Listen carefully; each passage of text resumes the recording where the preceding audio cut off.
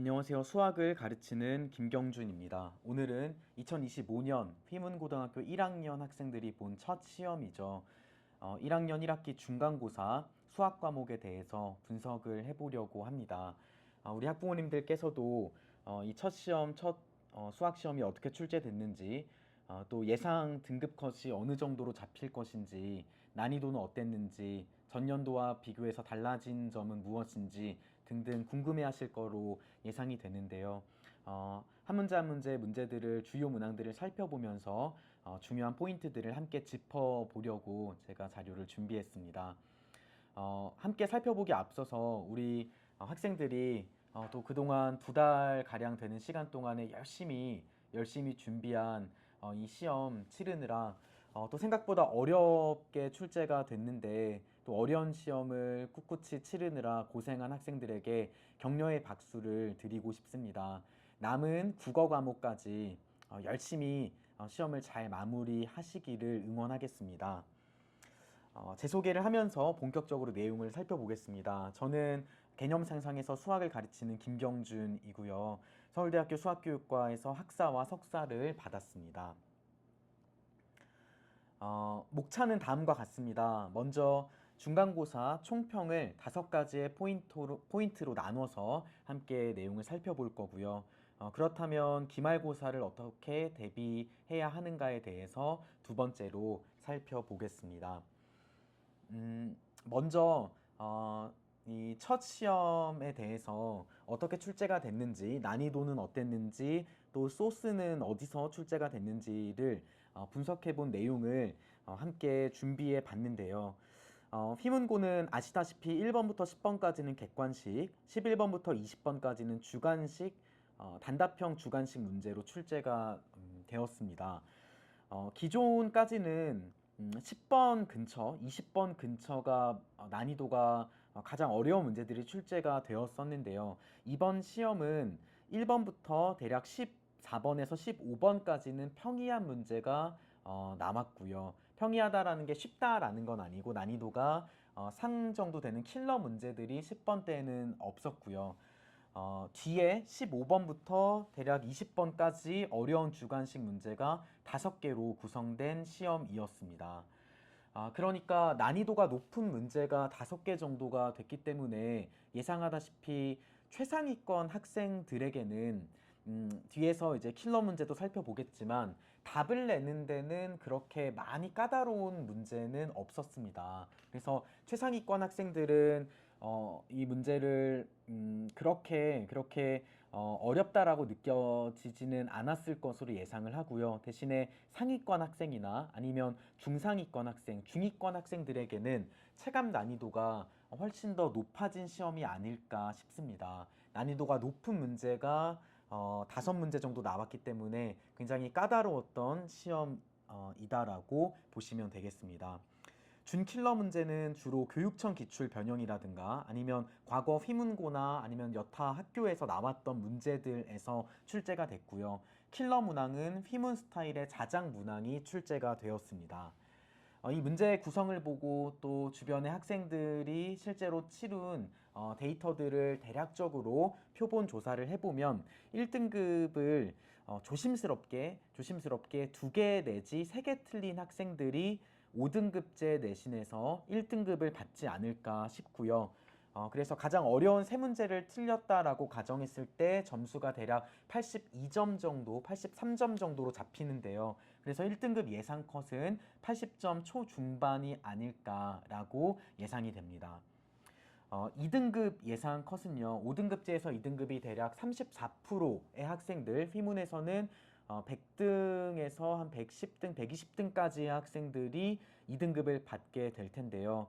2등급을 받은 학생들은 약 6개 정도 틀린 학생까지가 2등급을 받지 않을까 조심스럽게 예상이 됩니다.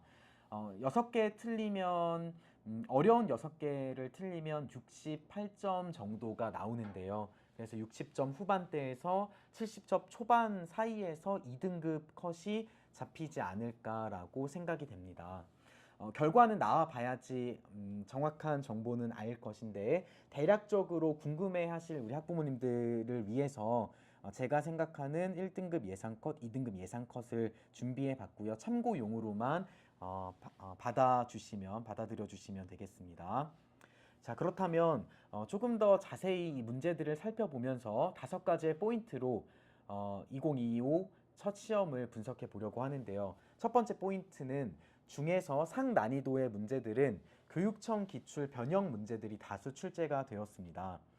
저와 함께 공부한 친구들은 주교재 8단원 19번에서 봤던 2020년 교육청 문제가 휘문 14번 문제로 출제가 되었습니다. 달라진 포인트를 보면요. 19번 그 과거 교육청 기출 문제는 2차 함수와 1차 함수가 주어졌다면 14번 휘문고 문제는 2차 함수와 2차 함수로 문제 상황을 바꿨고요. 결국 풀어가는 과정은 사고의 흐름은 원본 문제랑 동일하게 풀리는 문제였습니다. 또 하나의 예를 보면 저희 교재 기출변형 1.0 프린트에서 21번 문제에서 살펴본 2024년 교육청 기출 문제인데요. 어렵지 않은 원본 문제였고 휘문에서는 다음과 같이 변형되어서 나왔는데요. 결국 풀어보면 휘문이 좋아하는 스타일대로 2단계 이상의 사고 과정을 요하는 문제로 문항이 변형이 됐습니다. 원본 문제는 한 단계로 풀었다면 휘문 기출은 한 문제를 풀고 나서 또 2개의 문제를 풀어야 되는 문제로 가볍게 변형이 됐고요. 이 문제를 풀어보면 9번 때 치고는 난이도가 높지 않은, 생각보다 그리 계산량도 많지 않은 난이도가 한 중정도 되는 문제로 출제가 되었습니다. 두 번째 포인트를 살펴보면요. 중상 난이도 중에서 일부 문항은 전형적인 고난도 문항이 출제가 되었는데요. 여기서 전형적인 고난도 문항이라고 하면 이미 휘문고에서도 2023년에 나왔었고 또 여타 다른 학교들에서도 여러 번 출제가 된 어려운 문제를 일컫는 용어입니다. 그래서 저희 주교재 2단원에서도 거의 6문제, 7문제를 저희가 함께 트레이닝을 했었는데요. 이 문제가 10번 문제로 나왔고 그렇게 어렵지 않게 과거 출제된 문제들을 충실히 소화했다면 10번 문제도 난이도가 높지 않고 계산량도 할만한 문제로 출제가 되었습니다. 세 번째 포인트를 살펴보면요. 이제부터 본격적으로 준킬러 또 킬러 문제들의 특징을 살펴볼 텐데 제가 경우 나누기라는 타이틀을 붙여봤습니다. 예를 들어서 휘문 15번 문제로 출제된 난이도가 중에서 중상 정도 되는 문제였는데요. 이 문제는 저희도 수업에서 여러 번 훈련했던 새롭게 정의된 함수 그리고 2차 함수의 최대 최소 문제로 출제된 그런 문제입니다. 이 문제의 풀이를 제가 작성한 풀이를 살펴보면 이쪽 부분을 살펴보시면 되는데요. 경우를 크게 축의 위치에 따라서 3가지로 나누어야 하는 그런 문제로 출제가 됐습니다. 또 다른 문제를 살펴보면 16번 문제로 출제가 된 문제고 이 문제는 원본은 교육청 기출 문제입니다. 그래서 원본 문제랑 조금 다르게 휘문 스타일로 어떻게 변형이 됐냐면 이 질문을 보면 결국 P2의 최대값과 최소값을 구해야 되기 때문에 PX로 가능한 모든 경우를 찾아야 됩니다.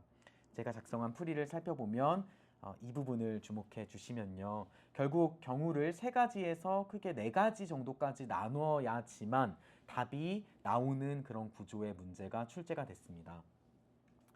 제가 세보니까요. 경우를 나눠야지 문제를 풀 수 있는 문제가 난이도 중에서 또 난이도 최상까지 계속 등장을 했었는데요. 이 한 시험 20문제의 이 문항 셋에서 6개의 난이도 높은 문제 전수가 다 경우 나누기 문제로 귀결되는 그런 특징이 있었습니다.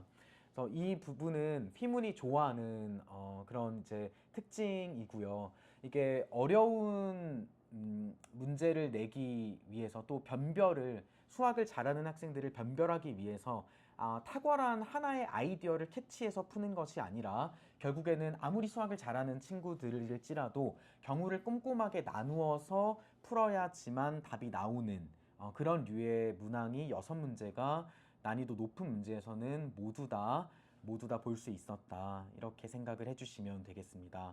네 번째 포인트를 함께 살펴보면요. 제가 비주얼 킬러라고 이름을 붙였는데요.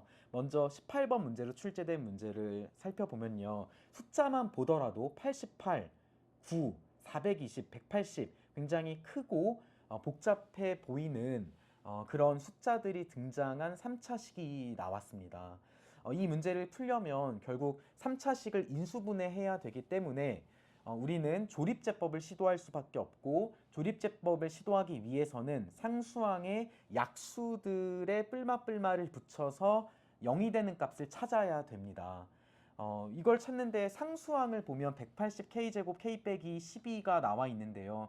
이거의 약수를 모두 다 조사해 보자 라고 푸는 것이 아니라 K의 4승항이 없어지기 위해서는 어떻게 돼야 되는가를 주목하면 결국 9K를 대입하면 K의 4승항이 사라질 것이다 라고 관찰할 수 있고요.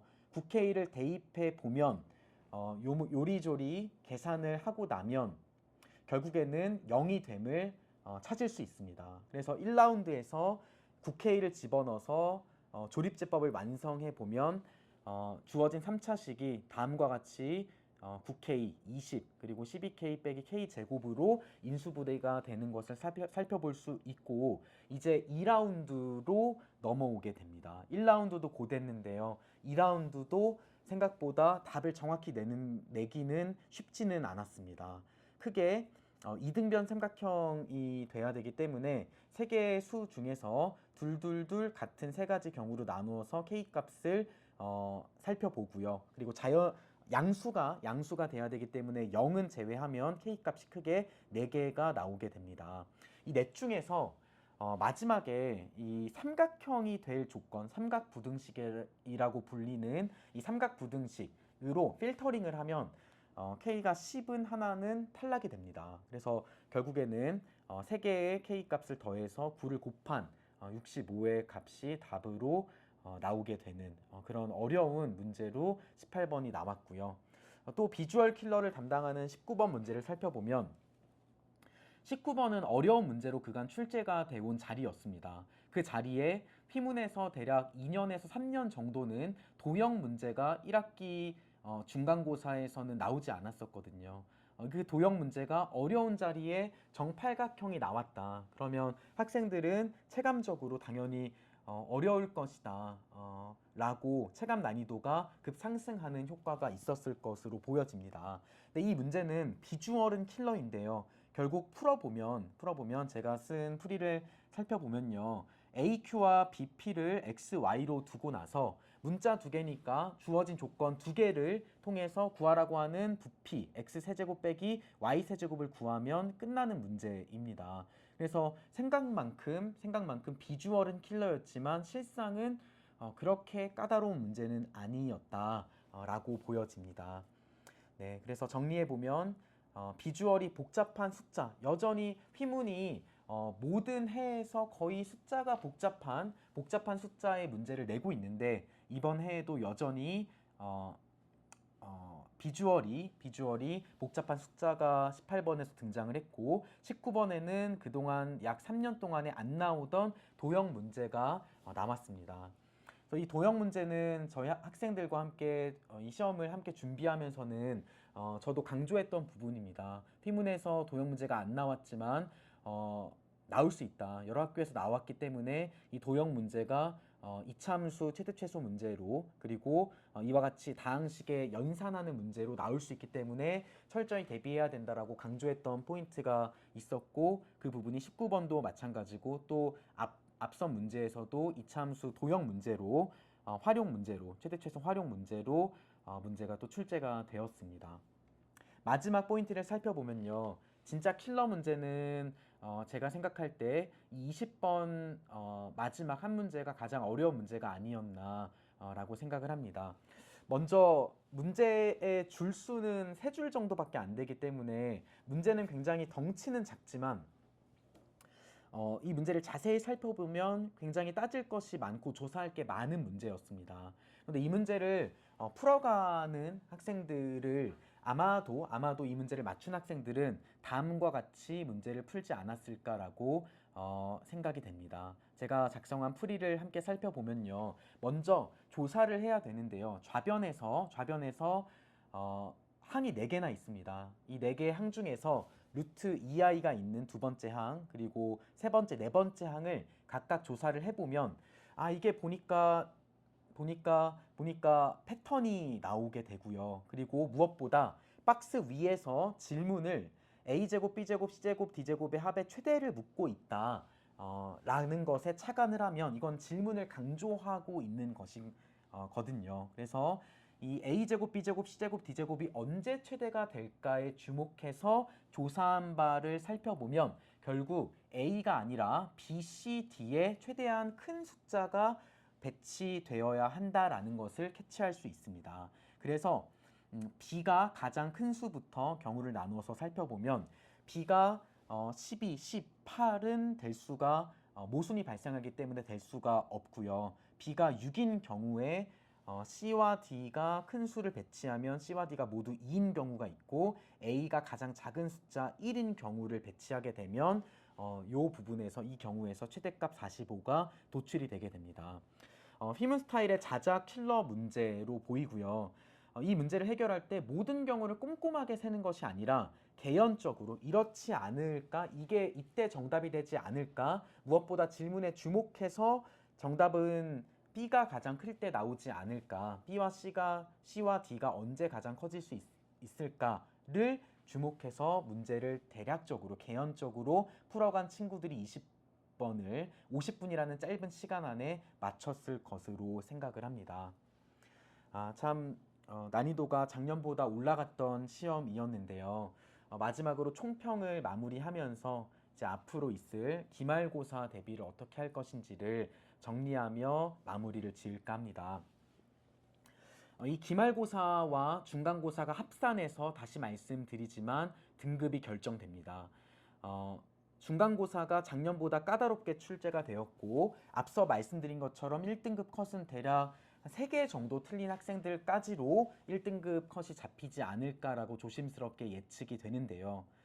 중간고사가 까다로웠는데 기말고사는 더 까다로울 예정이라고 생각하셔야 합니다. 왜냐하면 그동안 1학년 수학 중에서 가장 어려운 단원이 뭐냐라고 물어보면 100이면 8, 9은 다 경우의 수라고 얘기를 할 것입니다. 그 경우의 수가 2학기 기말고사에 있었던 작년까지는 그랬는데 올해부터는 1학기 기말고사로 앞당겨지게 됩니다. 그래서 기말고사, 1학기 기말고사는 더 까다로울 것이다라고 100% 확신하고 곱빼기로 준비하시는 것이 필요합니다. 특히 이 경우의 수는 다른 단원에 비해서 이거를 내 것으로 정복하는데 숙달하는데 오랜 시간이 걸립니다. 그래서 우리 휘문 학생들은 시험이 끝나고 내일 이제 국어만 남았죠. 내일 시험이 끝나고 하루 이틀 정도 충전의 시간을 가진 후에 주말 정도부터는 미리 경우의 수 단원을 많이 준비하셔야 됩니다. 그래서 저도 이 경우의 수 단원은 많은 학생들이 자신 없어 하는 단원이기 때문에 이 중간에 연휴 기간을 이용해서 5월 5일, 6일 경우의 수 특강을 준비를 해놨습니다. 특강이 필요하다라고 도움이 절실한 학생들은 들으시면 도움이 많이 될 거고요. 또 이 특강을 잘 활용하셔서 경우의 수 단원을 확실하게 5월 초에 잘 잡고 가시기를 강력하게 추천드리고 권고드리는 바입니다. 모쪼록 어려운 시험 50분 동안에 애써가며 시험 봤을 우리 학생들 수고 많이 했고요. 또 남은 국어가 남았는데 내신 시험은 끝까지 시험장 들어갈 때까지 열심히 보고 외우고 끝까지 노력을 하셔야 됩니다. 내일 이제 몇 시간 안 남았습니다. 시험 끝까지 노력해서 잘 마무리 짓기를 저도 응원하고 기다리고 있겠습니다. 주말에 푹 쉬시고 또 좋은 모습으로 우리 월요일 특강에서 볼 친구들은 또 좋은 모습으로 함께 보도록 하고요. 또 시험이 다 끝나면 개별적으로 제가 전화도 하고 또 불러서 상담도 진행하면서 기말고사에서 어떻게 역전할 수 있을지를 대비하는 시간을 열심히 준비해서 기다리고 있겠습니다. 감사합니다.